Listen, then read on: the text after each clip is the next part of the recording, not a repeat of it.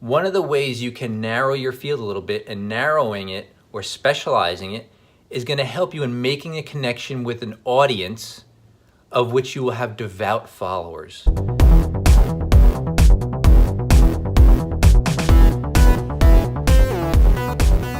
Hi, this is Rob G and welcome to Savvy.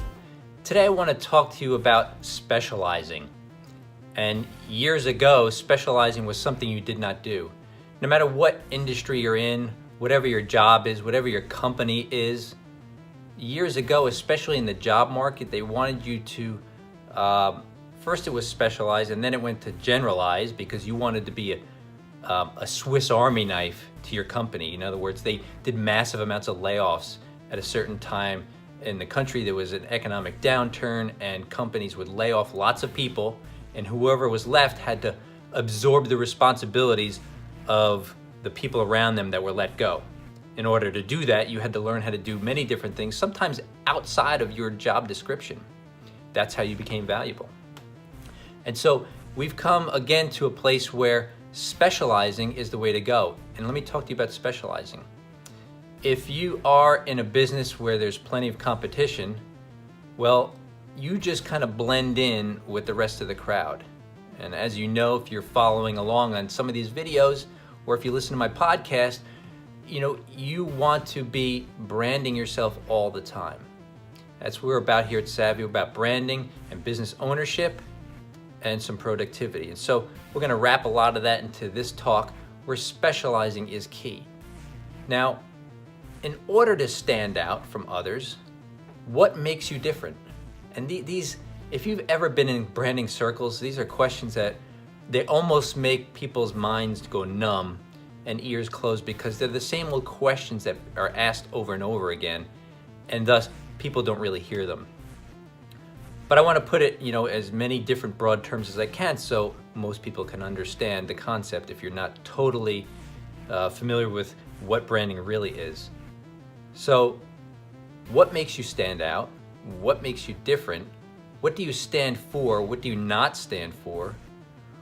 What is your purpose for being in business? What is the reason you actually went into business? A lot of times people go into business because they look at the problems of what other companies are doing within their industry, and they want to solve those problems in addition to the main problem of serving the client. So that's the direction, and that's part of what makes you uniquely you in terms of your company.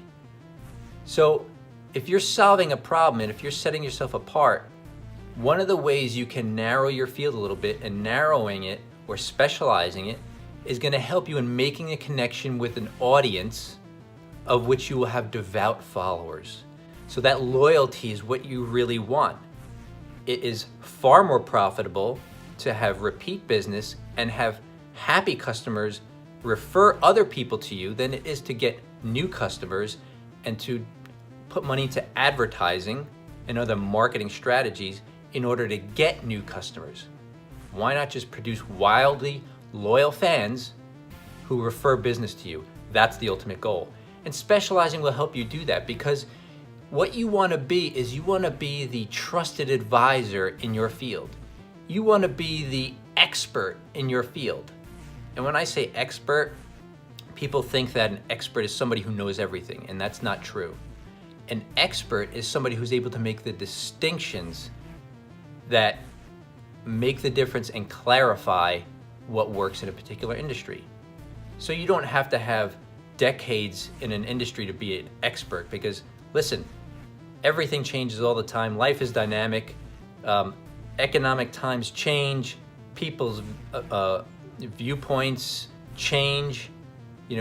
Beliefs somewhat change.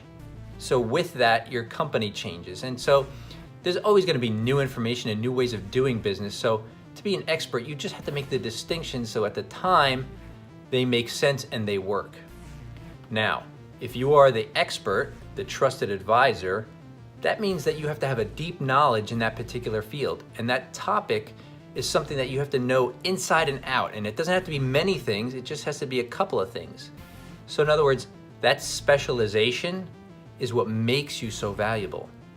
Because these days, you want to be able to go to somebody who you know will solve your problem and solve it quickly. You can look at cars. I like cars, but I don't know anything about cars. I don't know how to fix them. I don't know how they work. I don't know any of that. But I do own cars, and I know there's times when there's problems with them that I need to bring them to the shop. Now, I have a shop that I go to for my tires and my brakes, and that's pretty much all I let them do. But when I have a problem, say I had a problem one time and I didn't know what it was, and the engine was not performing the way it was supposed to perform. It was doing weird things. It was behaving in different ways. It was running very rough. And now, I'm not gonna take it to my tire and brake shop, because the one car I have is a hybrid. It's part electric, it's part gasoline.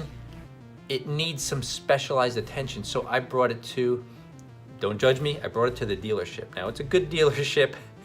I know the thought is you never bring to the dealership for service, but the fact is, they happen to be a good one.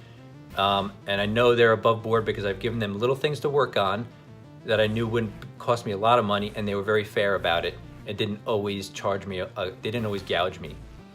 But here's the point. I will pay more for them.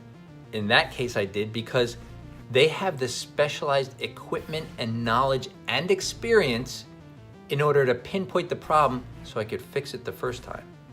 How many times have you brought a car into a mechanic and they fix something and the problem's still there? Because they're fixing what they think the problem may be, you pay for it, it doesn't solve it, so guess what? They're like, oh, we've got to try something else. That's the worst. And it sucks up your money and your time. But when I brought my car to the dealership, they are specialists in that. And guess what? They fixed it the first time at a fair price, and the problem has not come back since. So that specialization has made me say, okay, I am gonna go to you for this. I'm not going to anybody else. And if I ever have a conversation with somebody and they have a similar problem, I'll say, you need to go here because they're gonna fix it the first time and fix it right. And that's what people will pay a little bit extra for and recommend you to other people. So specialization doesn't narrow your market share necessarily. What it does is it creates loyal fans who will constantly refer business to you, so you will always be busy with the clients that you can serve, that you actually know how to serve well, and that you're familiar with. That's how you become really profitable. That's how you stay busy, is staying within your niche and let business come to you. Now there's a whole process involved in making that happen, but I just wanted to touch on the topic of specialization because it's gonna be the thing that, number one, sets you apart from a branding standpoint, but also from a marketing standpoint, will actually feed you business in the form of raving fans and loyalty. So I hope that makes sense. I want you to spike the comments below, hit the subscribe button. I've got great new content coming up every week. This has been Rob G. Remember, always be learning, always stay savvy. Thanks for watching.